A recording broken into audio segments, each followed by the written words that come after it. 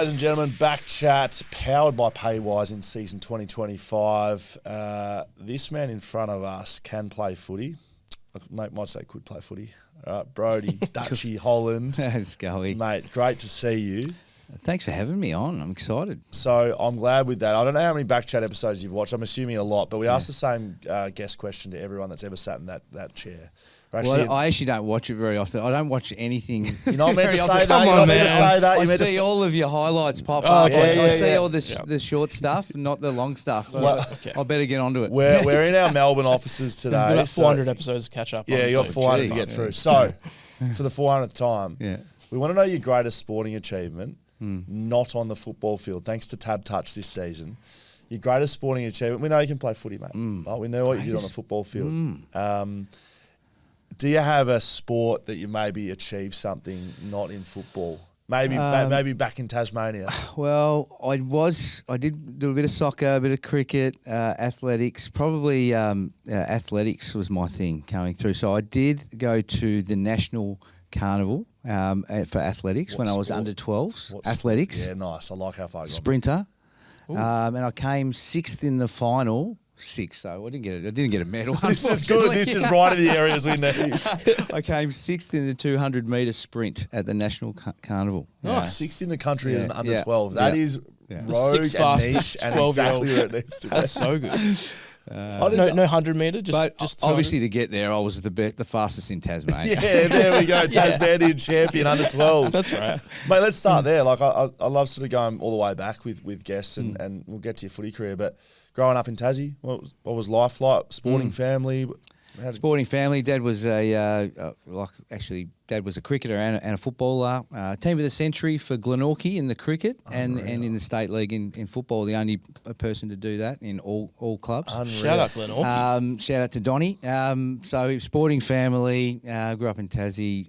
Didn't realise how boring it was till I moved away. So it was actually pretty exciting as a kid. But it was a great spot to grow up around friends and no phones and electronics in those days. So, we had some great relationships and some good times growing up. I've got some family in Tasmania and you can speak to it. I don't know. But, sport is like the Bible in Tasmania. And that's why it's so important for this Tassie Devil side. We can start there. Sport's properly manic in Tasmania. I can tell you it'll be huge. And just from what I have experienced and what I know, we've been waiting for this for so long. I remember 30 years ago them doing a fake membership drive and we got 20,000 members, just like that, with a $10 buy-in. Yeah. It's going to be big if we get there, which we assume it will at this stage. Might have to get you on the tools. Maybe. I'm not too good on the tools, to be honest. But no, it'll be big. Sport, footy's massive, but it'll keep people there. It'll keep young, good, high-quality young footballers in Tasmania as well, which they've been going everywhere but staying at this point in time. You had the Jack Jumpers as well, winning. They won the grand final in the third year or something. Yeah, that's unheard of. Yeah, there's a bit of cash behind them, and there's a good following for basketball though in Tassie as well. So if you do it right down there, I mean, the Tassie get pushed aside. We never get the concerts. We don't get the sporting events. Oh mate, I'm from Perth. I'm with you. Yeah, we're in the same boat. We'll think about that and then times it by 10. That's what that's like Tasmania. So. But when we've got something to call our own, especially when it's our number one sport, you can absolutely guarantee that the state will get right behind it. So you speak about sort of growing the game in Tasmania for your young kids and being able to stay at home. Well, you couldn't. Yeah. You couldn't have gone further. You got drafted to Freo. I know. How was the family the on days that? of when they could draft 17-year-olds. So I was 17 going to Perth and, I was a bit of a mummy's boy, so that was it was tough. I was going to say, mate, you and me in common. I was 17 and was a mummy's boy and went to Perth too. Yeah, there you go. So Freo, you're drafted by Freo. Drafted by Freo. Look, it was great though. I think the one thing is at Tasmania when you get drafted, you have to move. But I just thought it might be Melbourne, that's all. But I was at least prepared to make the move. Look, it was a great move, and it was a great experience. And I'll never take it back, even though we didn't get many wins. But played 36 games and got me off to it was probably my apprenticeship in footy really, which got me off to a good start, and then over to Collingwood from there. Playing any derbies? Yeah, played in the first ever winning derby with Fremantle. You were in that game? Yeah, 1999. As a, 18, 19-year-old. Yeah, 19-year-old. Played in that game. And I still remember it was, because I was number 17, I think it was 17 goals, 17, 117, and we won. Nice. In round 17, and I was number 17. There you go. My something mum like that. will love you, mate. I hope I didn't get those figures wrong. My mum, who listens to every show, has just fallen off her chair. She's going to lose her mind. So, what do you remember about that day? Because we've spoken to a few boys involved in that game. It was a proper, this is us against them. Yeah, I think it was like one of those games where we just felt like we were ready to win. The pre-game was we need to be controlled, we need to be physical and aggressive, but we just felt like we weren't getting bullied anymore for the first time. And we were just ready, and it was one of those games. Everything felt right, when you kick the first goal, the vibe's good, the energy's good, everyone's one touch. They were missing a couple, and everything felt like it was clicking. We just ran away with it. Shawnee Mack, wasn't he the captain? I think shortly after that he was captain. I don't think that year. I think it might have been Peter Mann maybe that year might have been captain from memory. I remember Adrian Fletcher toweling him up in the middle. I do remember that, and playing a really good game. And I remember Spewy Wirra, Brad Wirra kicked an exciting goal on the run and did a nice celebration. Don't pump his tyres up too much. But the post-game stuff was the thing I remember most, or at least the first part of it. Anyway. Tell me, what was it? We went to the left bank, and they rolled out it was bizarre. It was like we won the flag. Yes. They rolled out the red carpet, and they had the ropes and everything, and the cameras and the lights, and we're just off. I'm 19 years old from Tasmania, and I'm rocking in with the chest out going, we're rock stars here. This is unbelievable. Full buffet.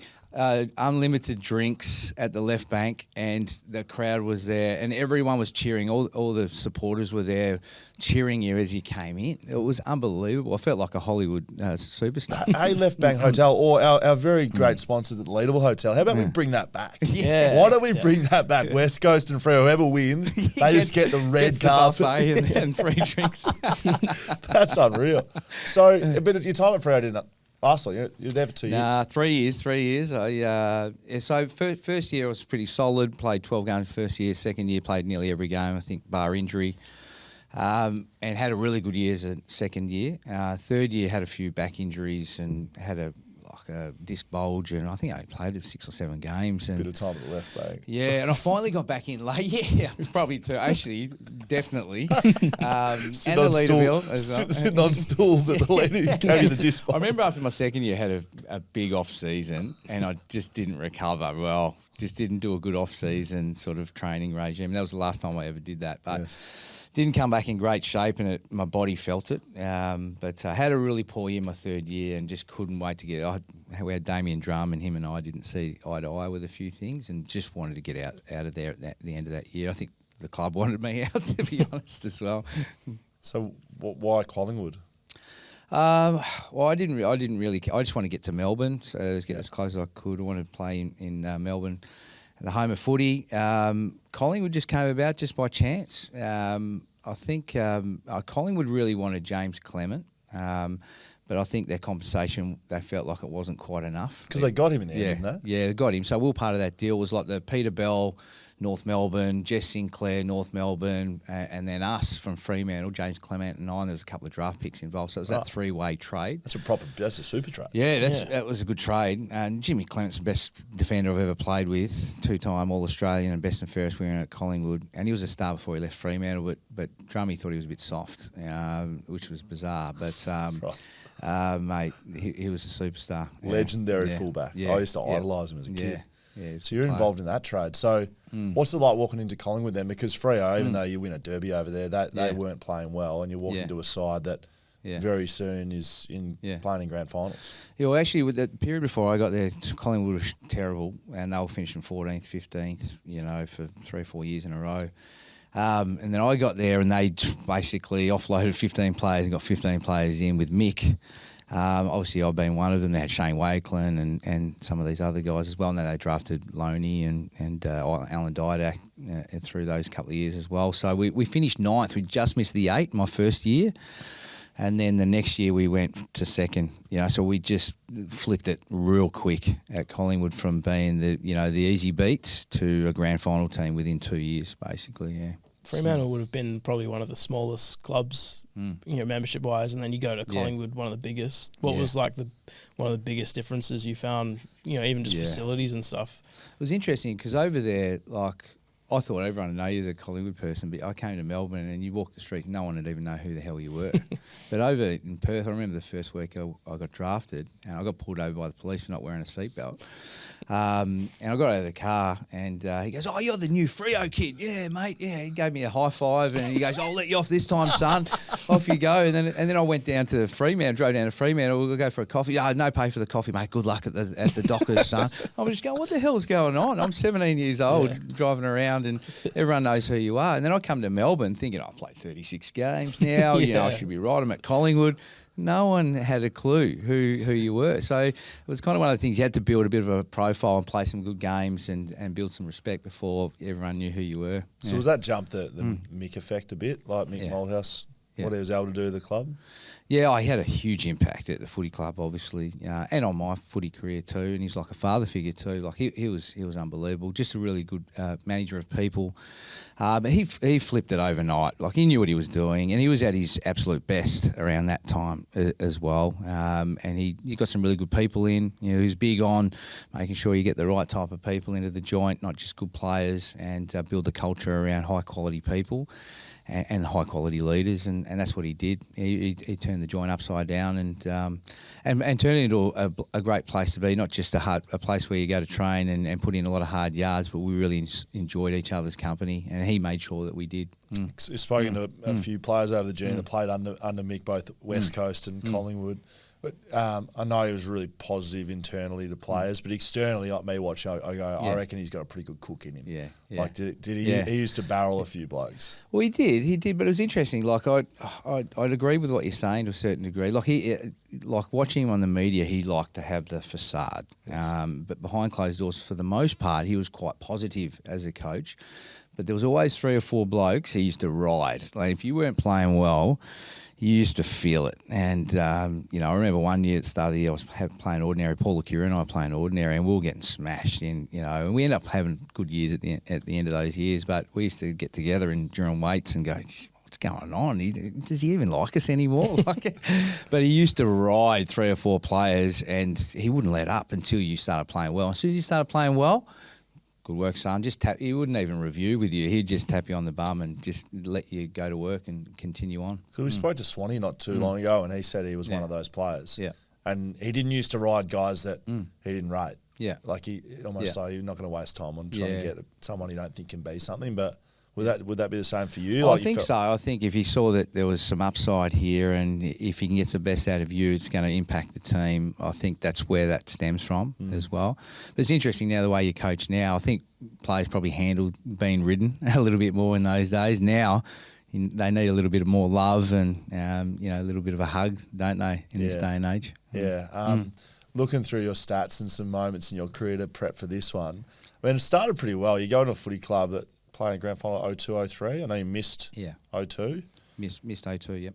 But in 02, I was just browsing through. Yeah. You kicked 8 in a game against West Coast, did you? Probably the worst thing I've ever done. Did you kick 8 in a game? I did kick 8 against West Coast. Yeah, I was pretty happy with myself that day. Absolutely. Wanted to go. Mrs. goes, I don't feel like going out tonight. We're going out.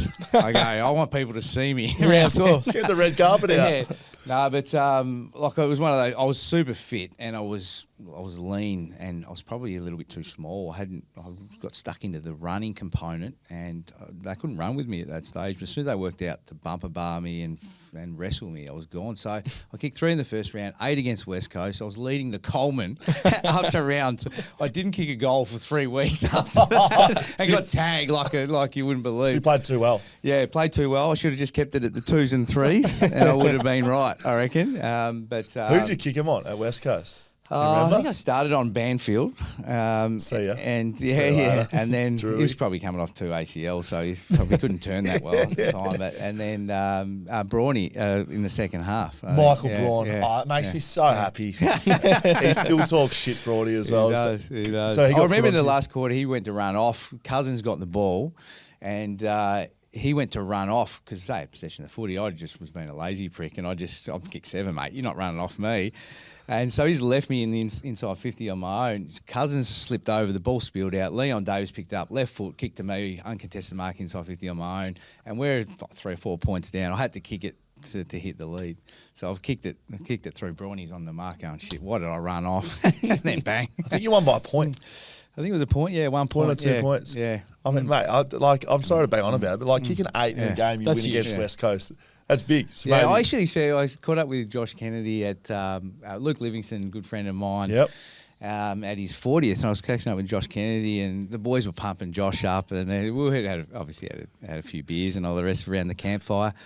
And what's the most you've ever kicked on the G? I said to Josh, he goes, oh, no, 6 or 7. I go, is that all? Yeah, he would have what loved do you mean? it. I go, 8. Such good. Roll it out to dual Coleman medalist. You're shit house getters. Oh, that's brilliant. So just during that period, so why did you miss 2002? Because I think you kicked 28 goals that year. Yeah. I was a bit disappointed that year because what happened was I think Queen's birthday I did my hammy, like a great, genuine grade 3 hammy. Right. And I was just starting to get back into a bit of form. Did the hammy out, and then I was out for 6 games, I think, with that hammy. Got back late in the year. Wasn't quite at my fittest best, and I was just starting to get to full fitness. I played an average game against, I think it might have been St Kilda or Bulldogs at the G in the last game, round 22. I thought I was playing in the first final. Travelled over. I was emergency, not knowing I was emergency. But Mick said, oh, look, if something goes wrong here, we might go with a tall. But at this stage you're in. So I'm thinking, oh, this is a bit weird. Travelled now before the game. He said, sorry, mate, you're out. And we're going with the extra ruck. So I'm just like, Bucks was injured. Him and I sat in the grandstand and watched that first qualifying final against Port over there at Amy Stadium. And we pants them over there. We finished 4th. They finished top. And so I just knew then, I said, geez, I'm stiff, and now it's going to be impossible to get in because we miss next week. We've got a prelim, unless someone gets injured in the prelim. Difficult to drop anyone out of it. Yeah. So I was a bit stiff, but that's why. And plus you had Didak, and I was up against Didak and Leon Davis for your smalls up forward. And they had a consistent season, whereas I had that interruption with the hammy. So do you use that as a motivating factor then? I mean, it's like that drives you missing something like that. Mate, massively. Actually, massively. So what happened that year, the boys were going to Mexico, players trip. I'd already put down 5K to go away. And I was that furious that I didn't play in the grand final and thought I should have been there, that I just went to Thailand with the missus and I trained every day like a maniac. The boys all went and got drunk and carried on like gooses, and I'd stay back and train. But it was the best thing I ever did. I missed a couple of games at the start of 2003, but then after that I started tagging, and then didn't miss a beat. I was fit enough. For the first time in AFL, I felt like I belonged. I was fit enough and playing against some of the better players each week and doing a solid job. I wanted to ask about tagging because every year I reckon it starts getting talked about. So is there a place for taggers? You know, we had some of the stuff with Windhager a few weeks ago where he's getting suspended for a little love tap. As a tagger, and I was a role player. That's what it is. It's a role-playing role. That's right. How do you feel about tagging then and tagging now? You think there's still a spot in the game for it? I think there's still a spot in the game for it. As long as you understand that when it's your time to roll off and hand over and all that sort of thing. I mean, my day, you probably just don't let him touch your footy, and you didn't hand over as well, and you didn't cover for your teammates quite as well. So in some ways it's a bit easier, and you didn't come off the ground as much at that stage as well. So you could just stay on him. And you saw the vision of Dacos, and someone else did it too, it might have been Butters, where he came off the ground and he lost his man. He went off and he pretended to go off and came straight back on. Yeah. So there's ways you can get, and there's always going to be obviously those rotations where you lose him for a little bit as well. So, but there is, I reckon it's still there. I actually caught up with Mick Malthouse recently, and he said, I reckon it's the best time for taggers to come in again now, because there's always one player that needs to be held. And you can see it if it works, it really does influence the shape of the game. So I think it can still work. I think the tricks, there's not as many tricks you can use now because there's ISO cameras and bird's eye view and all the rest of it. So talk to me through back in the day, against some of the best players. Talk me through some tactics. People people think I was pretty dirty at times. No, that's not coming from me, mate. I love this shit. But I actually only really ever responded to guys when they got frustrated and they whacked me and I'd whack them back. I just, or whatever. But look, my main one was just, just shopping early with the body. Like I used to be one of those annoying guys behind play, even when the ball's up the other end. If I thought I was getting beaten, I'd just still be just banging the shoulder like that. Which is very annoying. Yeah, which is very annoying, and especially if but you're just the little best holds. player on the side. Yeah, exactly. But a lot of the players use the tagging tactics as midfield craft now, anyway. Like holding the hips and pushing the ball, pushing them under. So I used to use those tricks back in those days, which used to work pretty well. But just being there with them all the way. I used to like playing on the guys that were only outside receivers, because as long as you're on them, they become reluctant runners a lot of the time, because where am I going to find my footy from? And then they used to go out of position to try and find the footy. So just being diligent and being on them and bumper barring and being physical throughout and making sure you don't give them an inch, basically. Yeah. How would you be tagging Nick Dacos at the moment? I think Langdon showed how you can probably play on Dacos, and that is you got to play him from behind at stoppage and push him under and hold him in there, because he's not strong. He's only a little fella, and once he's behind you, he can go left, right, or if the ball spills out the back, he's going to be first onto it. He's too quick. And then once he's got movement, and you got to stop his momentum, stop his movement, and then hem him in. And I reckon Langdon did it the best, even though he only had 4 possessions that day. You still got to find a way to get off him at some stage. Like I actually think as good as Nick Dacos is, he still hasn't learnt to man up. Really, he doesn't need to, because he's so good. Yeah. So if you got someone that can just at the right moments get forward and kick a goal, maybe not even have to possess the ball that much, but just get off, just pick twice a quarter to get off and go, look, I reckon I can get freed up here and get used, maybe kick 2 or 3 goals. You don't have to have a high possession game, but just impact the scoreboard. That's how I'd play. So your first year of tagging, you play in a grand final, and like you get your spot in the grand final, which sound like it motivated you for that year and going forward. What are your memories from that day? Oh, geez. I think the prelim, because I got suspended and come back for the prelim. What did you get suspended for? Paul Williams? Yes, Paul Williams won. And that hurt my momentum into the finals a little bit. But I tagged Nick Stevens, did a good job in the prelim, and then the next week I went to Akka in the first quarter, and he had, I think, 8 or 9 touches and kicked a goal. And he had the better of him in the first quarter, and he got him going a bit. Then I spent a lot of the second quarter on the bench, come on after half-time under Simon Black. And I reckon he had 9 touches in 10 minutes on me in the start of the third quarter. I was just all I remember thinking is I didn't handle the week well. My legs felt like I was carrying 8 kilo gumboots. Just a few things I did a couple of weeks leading in preparation wise that I thought if I had another chance, I reckon I could do this so much better. But just didn't get another opportunity, unfortunately. That's an interesting observation. I think about it all the time. I was lucky enough to play in 2, and the first I butchered. And I felt exactly that feeling. I felt like I was wearing concrete boots. Yeah, okay. Like I was fine. I was fit. I was well prepared, rested, all that. Felt like I couldn't run. Yeah. And probably more than half the team felt like that as well. Yeah, okay. But 18, it was about preparation. It wasn't about fitness. Yeah, yeah. But it was mental. Yeah. So it's interesting that you think probably didn't prepare. No, I didn't. Mentally. I had the folks over too for 2 weeks, won the prelim, they stayed with the whole time. You're talking about footy the whole time. Yes. You're in the media, you're doing this. I actually remember doing overeating a little bit, because when I get nervous, I eat.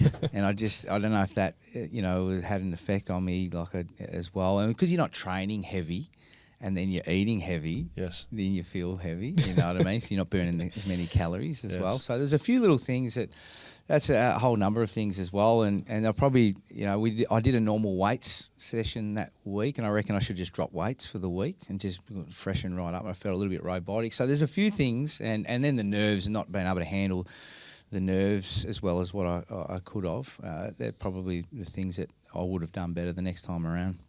You were runner-up in the best and fairest in 05, so you put together a lot of good years of footy through that time in a really good side, but you're not able to get the ultimate, which is a premiership. Do you reflect on that part of your footy and think, I wish, or you're really content with how your footy career was? I always still wish I had won a flag. I reckon I'd be super content if I had just won one flag. Definitely. I always think back, geez, if only I had played in one.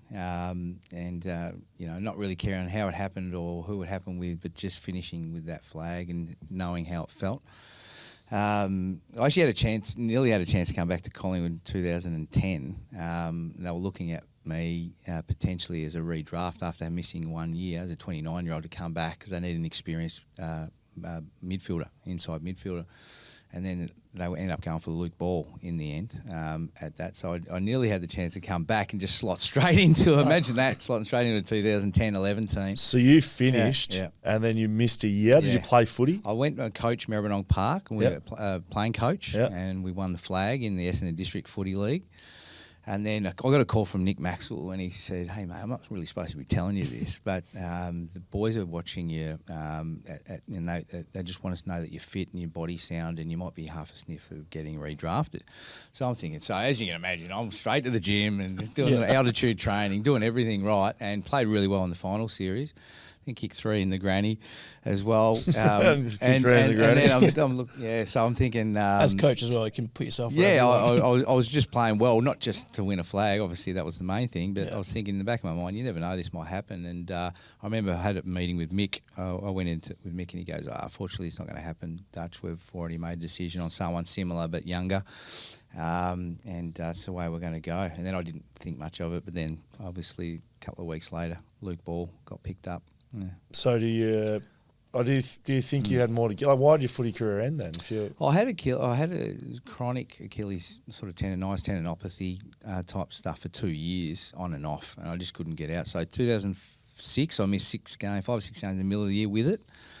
Probably should have had an operation at the end of the year. Didn't get it because I got 6 weeks in the elimination final for running through Brent Montgomery. They said instead of doing the operation, let's just give you to April. And rest it and rehabilitate it, we will get it right.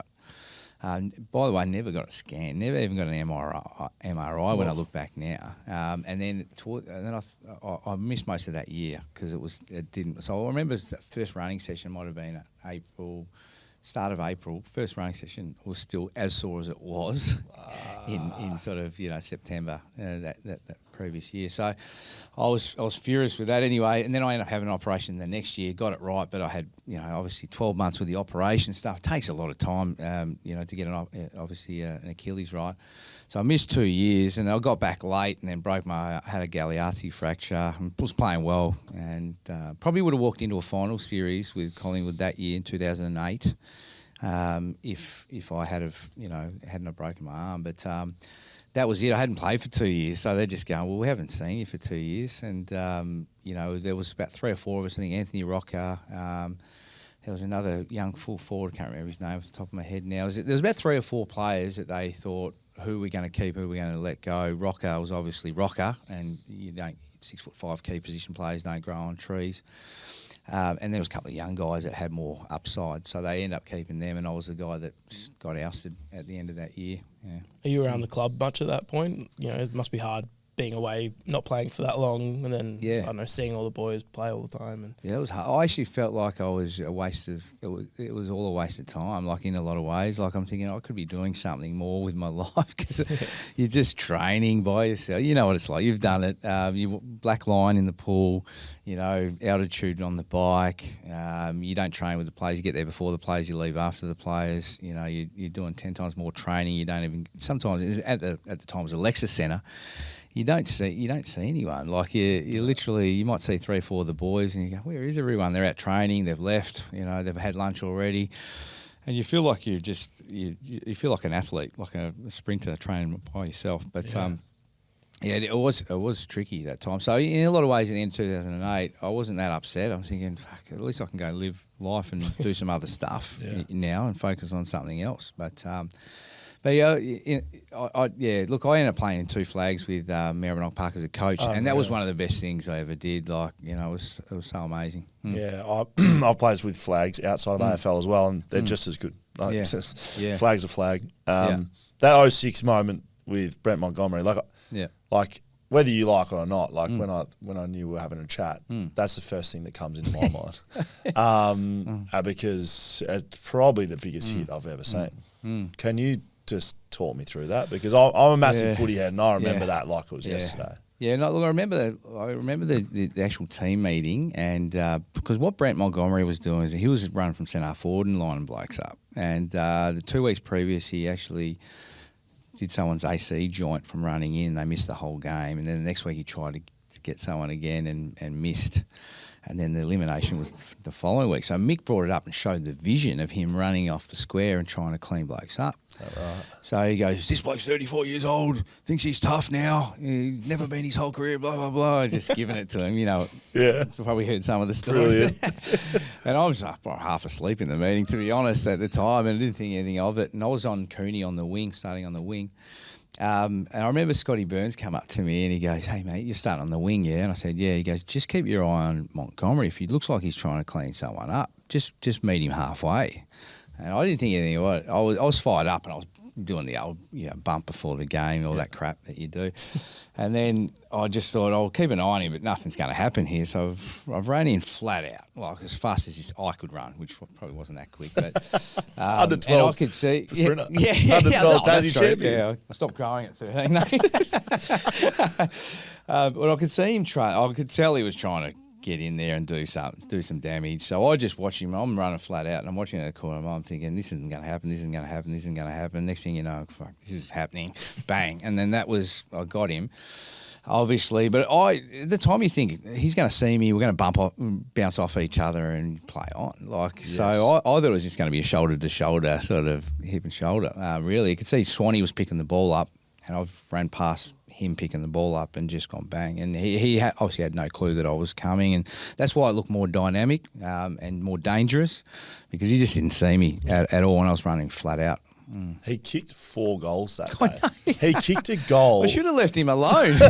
He kicked a goal 3 minutes later. So we look at the game now, and I reckon I saw a game stopped on the weekend because someone was tying their shoelace up. Yeah. Brent Montgomery was unconscious. Oh, no. He was cockroached. Yeah. And again, I like the explanation and context from you, because I agree with you. When you hit a player like that, you're not studying 3 nights before going, I'm going to knock this bloke out. It doesn't happen like that in the footy field. So it's good hearing that context. But he was knocked out. That's a fact. Yeah. Mate, 3 minutes later, he kicked a goal. No, he played so well. He's probably near best on ground. Kicked 4 goals. You are kidding me. And I couldn't believe that when I saw that. It must have inspired him. I don't know. I remember Brad Johnson after the game shook my hand. He's going, you're going to have to hit him a lot harder than that, Dutchy. and he was laughing. It's like, mate, I can't physically hit him any harder. Yeah, I know. So obviously the game's changed a lot. Protecting heads and looking after people a lot better than what we did there. And I was telling a story the other day when I got concussed and broke my nose, and half time I'm off and they go, strap you up and off you go, son, you'll be right. And correct. Yep. Can't remember playing the second half, but that was just the way we did it. Yeah, I love the coaching, playing stuff at the end of the career. That 6 weeks you got for Montgomery, didn't that contribute to Didn't you get a total? So I was actually on 16 weeks at that time when I went to local. So technically shouldn't have been allowed to play or register. What do you mean? So once you hit 16 weeks of cumulative, so they brought in this rule. It was kind of like the local thug rule. So because what used to happen is guys just like crazy blokes just whack someone behind play, get 8 weeks, 10 weeks, and sometimes the league would suspend them from the league. So they go, stuff you, I'll go to the next league down the road, and they play there and they do the same. So they just go around and they just accumulate all these weeks, and in the end, no one would want them probably anyway, but they could have 40 for 50 weeks to their name, and they could do some damage doing that. So they're trying to protect people from those crazy blokes in country and different leagues. So they brought that in for that, not for the AFL players, but you got all these guys that are getting, like I got done for 1 week for attempting to strike James Hird, attempting to strike. I mean, if I don't touch him, how the hell can you get suspended? So there was little things like that, a lot of tripping and, that sort of stuff as well. But so I went back technically. So I ended up getting tagged against a side in the EDFL one day, and they were rotating guys off me. One guy would come off for 10 minutes and then the next guy. And then, exactly what you want. Yeah. And in the end, and they were both doing what I used to do to other players. So the footy karma was coming straight back at me real quick. And then he stepped on my toe at the wrong time, and I just turned around and did something silly and whacked him. Got got 2 weeks for that, automatic 2 weeks. I said, shit, I should have got 5. I'll I'll take the 2. So they do that automatic week thing after the game with the umpire. So I took the 2, and then actually at the time John Barnes was their coach, and he was filthy. So apparently he's walked in into AFL Vic and gone, Brodie Holland, he's over 16 weeks, he shouldn't be playing, blah blah blah. So the emails came through. He dobbed me in, and then I was done for life, basically. So then what we did is we got the lawyers in and worked everything. So I couldn't coach for 4 weeks. Couldn't even coach, couldn't play. It's in the middle of the season. Middle of the season. So I had 4 weeks off in the middle of the season. And then what we were doing is they were bringing the players over to the boundary, behind the boundary, so I could, show them the matchups and do my spiel in the breaks. And then we worked out, I went to the appeals and got an exempt. You have to prove that you weren't a psycho, basically, and that you weren't going to hurt anyone again. And then what they would do is they would give you an exemption based on, a few different things, and then you could play based on if you got reported one more time or suspended one more time, you'd be out for life. Double or nothing. Yeah. So that's how that sort of worked out. That's risky because if you accidentally just hit someone with an elbow or something like that. No more coming off the wing. No, I know. But I think when you look at it, like my first one was, I think I'd done for playing for South Fremantle when I was like, my first one would have been at Fremantle. I got Darren Creswell 1998. But then the next year I got 1 week of playing for South Fremantle. So I got 3 weeks in 98, 99. Yeah, it's 20 years apart, and it's crazy. Yeah, you think it would sort of expire or something. You can do stuff and get out of jail that is really bad in 5 or 10 years. Yeah. But they're holding something against you that you did 20 years earlier. In some cases, with that rule. So I think there should be something where it lapses after 10 seasons or something like that. I'm just thinking. I'm pretty sure Mel Brown. I think Brownie's dad got done for something, and they say he couldn't coach, so he hired a crane and he parked it out of the ground, and he would get boomed in over the fence and was giving him the dresses. So was that your sort of operation? You were pretty much. It wasn't quite as elaborate as that, and probably not as costly. But I just brought the boys over to the fence, behind the fence, and. But you went back to back. Went back to back. Yeah, that's unreal. We had a good side. We had a real good side in the days where there's no points cap, no salary cap. So who was running around? Yeah, Dane Swan on his off weekend. We didn't have too many AFL players. Luke Livingston played in 2010. Nice. Mark Bullen, who was with Essendon, played in 09 and 2010. We had a heap of Williamstown VFL boys, about 8 to 10 boys that came together, and they were good players, and they're all sort of 22 to 24, hitting their best footy. Still the same concept, getting a group of blokes together to win a flag, regardless of where you do it. Are you still coaching? Still coaching, back at Maribyrnong Park again. Yeah, so won the B grade flag. So what happened last year, year before last, they got relegated to B grade. Gave me a call, said, can you come and help us clean up the mess? So I was at VFL, I was coaching Northern Bull Ants at the VFL at the time. So I finished up there, went back and we won the B grade flag first up last year. So we're back up with the big boys in Premier. So we want to do a quick transition because you get stuck in B grade too long, as you know, you lose your juniors, sponsors, and it just gets really tough to run a footy club the way you want to run it. And we've got a great demographic in the area. We've got 25 junior teams, but you lose your best juniors to other Premier Division clubs if you can't get up. So we spent a bit of money and got things right, and Lockie Plowman come and played with us last year. Good. Fresh out of AFL. That's a good pickup. It was a good pickup. Unfortunately, he's retired. He's sick of footy, I think, and he's just travelling and drinking and eating at the moment. What sort of training drills are you rolling out? You got anything special, perhaps? What have I? Apart from the Scully and the Kennedy drills. What's that? What's the Scully and Kennedy drill? What that is. It's the defensive one where you hit up on the first one, and then you throw the ball, and then you got to bumper bar the guy, and you get through the gates on the way out the back to a kick to advantage out the back. So this is a leading question. Before the pod started, Dutchy was like, actually, I nearly didn't twig then. I was trying to do that. You're like, I do a drill. We call it the JK Scully drill. I'm like, what's that? And that's the one. So that's in the social media. Yeah. So I thought I'd just run you through what it's called. Yes. what it's actually called. Yeah. Not the Scully and JK drill, and how that happened. What is it? It's called the Barbarian drill. Barbarian? Yeah, so if you want to rename it, you can. Yeah. Barbarian. So it's 3 efforts. Yeah. You got a square in the pocket. Yeah. I do this at my Aquinas, so coach year 12s, and it's the hardest drill you ever do. Yeah. 3 efforts, 1 defender, 1 forward. You get a coach out the front. Yeah. And basically, your job as a defender is to stop that forward from 1, marking the footy, but 2, getting back into the square. You do it 3 times and drill's over. It is as hard as it gets. It's maximum effort. Anyway, that particular one that got caught on socials, I think it was 2019. Might have even been 2020. And Kenneth and I had a great relationship as, I just say that I'd never played on anyone as hard as training on Josh Kennedy. Like, not even close. No one even in the league. So every off-season, I used to have to play on Josh Kennedy. Never had a better, player to Great play preparation. on. But so we would have a good link. And I remember we trained like shit. We had a lot of young boys sort of training like shit. And I went up to him and I said, mate, we're going to give this, we're going to go first and we're going to show them, fire them up. And we didn't need much more words other than that. We were best mates. But for that 1 minute period, went into full battle mode. And like, if you watch the clip, actually, I reckon I was half unconscious at the end of it. He gets me too, like up, back, up, back, up, back. It was a good contest. I've heard a few people show that around the intensity that's required to train at AFL level. I'll just give it some context. That was the first and only time I went that hard. We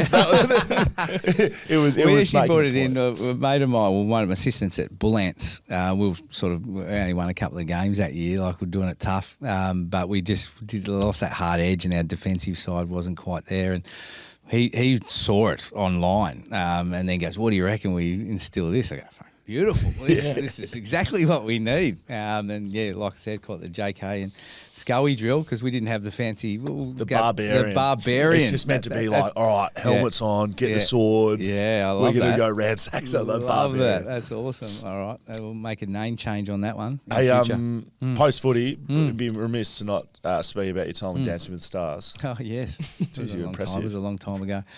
Look, I just had a lot of fun with that. I've heard a lot of positive experiences. Yeah, it was good. It was good fun. Like, I had some good people. I think the overall experience. Look, I was terrible at speaking in front of the camera before then, and even throughout that whole series. But towards the end, I started for the first time feeling comfortable. So I learned a bit about how to speak on camera and have some confidence with that. But just great experience. It's just great for something different. Good for confidence. Make a bit of cash out of it too. It was good. Like, I got a marketing contract at the footy club after that, which is good. But how did you go? I finished 4th in the end. That's pretty good. I finished 4th, but I think what killed me in the end, I had to go to the Bucks, and Mick made me go to the training camp. I was still in, and they made me go to the training camp. So I had to do one night 5 dances just in case I made it to the next stage of the series, and then I flew to Arizona for the training camp. So you were still playing while you were on Dancing with the Stars? I was, and then what? I thought it was like a post career thing. Yeah, it was like okay, well, because what happened was, I think it was round 6, I did the samba, and it was one with the shirt off and the leopard skin print, and I had the oil and all that sort of stuff, and it was probably the best nick I've ever been in my life, and I got full votes. Like, I got number 1, like most votes, and so they thought I was going to win it, right? You see, and so what they did is after the next one, once I got through the next round, we had to go, okay, geez, this week we're going to have to do 5 dances, because there was 2 dances each night and 3 on the last night, or something like that from memory. It was 1, 2, and 2 for the last 3 weeks. So I had to do all those dances just in case I made it through the next week. But the thing is, I only needed to do 2 because I got out the next week. Right. But what happened was, obviously, I flew over to Arizona and I got woken up at 3 o'clock in the morning to do a crossover. I had to dress up in like a Mexican hat. I can't believe I did this, like, to be honest. When I look back now, I would have been going, "You're fucking kidding. I'm just going to go in my Collingwood gear. I'm not doing that." But I just went with the flow, and I dressed up like a Mexican or something, and I'm sitting there. I've got the makeup on, the lights on, and I'm like, if you've done altitude before, my face was puffy as all hell, and I hadn't slept because I don't sleep well at altitude. I must have looked like an absolute goose. I couldn't hear what they were saying on the crossover. And then, I didn't even know if I got kicked out or not. I'm just going, I was smiling on the other end, and everyone's thinking, this bloke should be upset. He just got kicked out. But so that was the Dancing with the Stars experience. I can't believe you did that while you were playing. Yeah. Wonder why your Achilles was shot. You're doing bloody ball. Actually, you may have mentioned that. Like, I actually put that down to, I'm not saying that was what killed me, but I should have had some time out. And there was probably only 4 or 5 moments where I was practicing in the dance studio, and I'd just go, and it was like someone had like put a pin in my Achilles. It was bizarre, and then it goes away straight away. And then I didn't think anything of it, and I just kept going. But I reckon it happened 4 or 5 times in the space of 8 weeks. But that was enough for later, when I did my Achilles later, to know that I shouldn't have been doing that. I'm not laughing at it, but that's quite humorous. So Dancing with the Stars probably cost me a premiership. Is the way I look at it now. That's pretty funny. You're old enough and far enough. That's not funny. You can't laugh at that. It's fucking funny. You won one. You can't laugh. I'm sorry. And I was getting Collingwood too. Sorry. Mate, that's brilliant. Mate, been really good chatting to you. Yeah. We probably are at the end of our questions, but we've got a little segment called Social Media where we let the people ask the questions. Okay. You got time for that? Yeah, let's go. I'm here now. Very good. Rick P from over on Instagram. Oh, we've sort of covered it already, so I wonder if there's anything else that you can add to it. Okay. No, leave that. Leave it. It's about Freo trade. Roberto. Favourite waffle game and moment? Oh, I got best on ground in a South Fremantle versus East Fremantle game. Won the medal in that. That would have been my best waffle moment for me, personally, I would have thought. But I didn't play too many. I probably only played 8 or 9 waffle games, I think, from memory. You enjoy your time in Perth? Loved Perth. Loved it. Yeah. Amazing. Like, just obviously the beaches, the weather, the people. Made some great friends. And I'd never take it back regardless. People say, would you rather start at Collingwood? But things happen for a reason. And we had a lot of fun. We probably had too much fun. We're probably more interested in being social than winning, I must admit. But I wouldn't take it back. It was great times. You wouldn't get that now. No. You wouldn't get to do that anywhere. No, never. Tub Nation. Who is currently in the Rat Pack? In Collingwood at the moment. Yeah. Oh, jeez. They're nerds these days, these blokes, aren't they? Maybe Dugoey's still got a toenail in there or something. Yeah. Mate, he's down at the bloody Home of the Shoulders doing. He's a brilliant citizen. Yeah, he's flipped now. So I'd say no one. I'd say maybe they should start like just a nerd pack or something. Were you in the Rat Pack? You were a Rat Packer? No, I used to float in and out a little bit. Like, I knew not to hang around those guys for too long because it's always going to end in tears. So, but I was mates with those guys. I was really close with Chris Tarrant when we first started at Collingwood, and I always had a good relationship with Alan Didak and Heath Shaw and those boys. So, but I wouldn't say I wasn't right in there, but I was just on the edge. Just an observer. Yeah, it's pretty brilliant. Emma Victorian. This is a really distinctive question. Why was it not 50 metres when Green threw the ball into Harley? Do you know what this is about? Green. Why is that? Green gave away a free kick and then he pelted the ball at Harley in the balls. I think because he marked it though when he caught it. Yeah, he should have just gone and just faked it, and he probably would have got 50. I thought the same. 50. Yeah. Onto the floor. Sure, you didn't put that question in. I did not. Yeah, that was me. I'm also Emma Victorian. And what about the Eggman? What's he got to say? Yeah, how do you like your eggs? Oh, jeez, that's a tough question.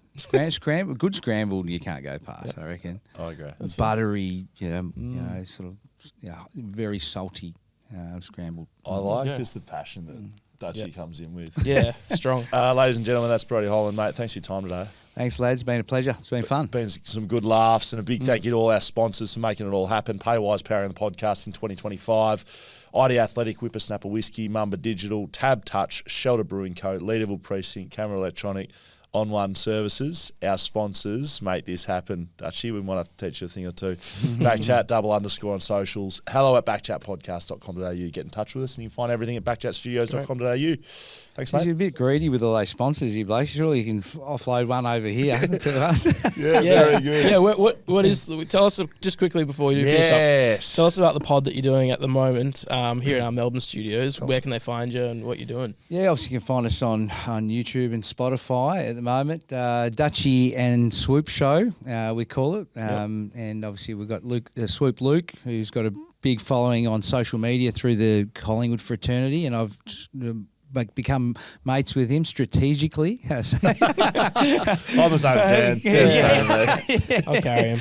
We got together and we just wanted to do some Collingwood content and have a bit of fun with it, and start getting some good guests on, some Collingwood guests, which we had Dane Beams on today. Yeah, just had Beamer through. Yeah. I heard it went well. Yeah, it went really well. He's a great insight on what's going on in his life, and the little barmy between him and Kane Corns online, and that was a bit of fun. Mate, Kane Corns has got. I mean, he's a fellow tagger. Are you guys got a WhatsApp together, or? Yeah, no, yeah. Well, he's bagged me a few times actually.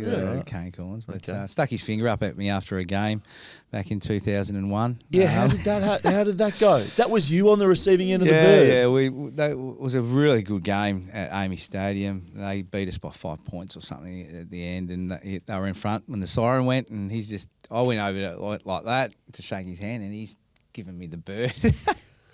What were you getting into him throughout the game? Oh, we're getting into each other as you normally do, like just trying to get on top of each other. And I think I threw the old, you're only in the side because of your old man, and it didn't go down too well. I thought, surely everyone's using that one on you every week because it wasn't very original.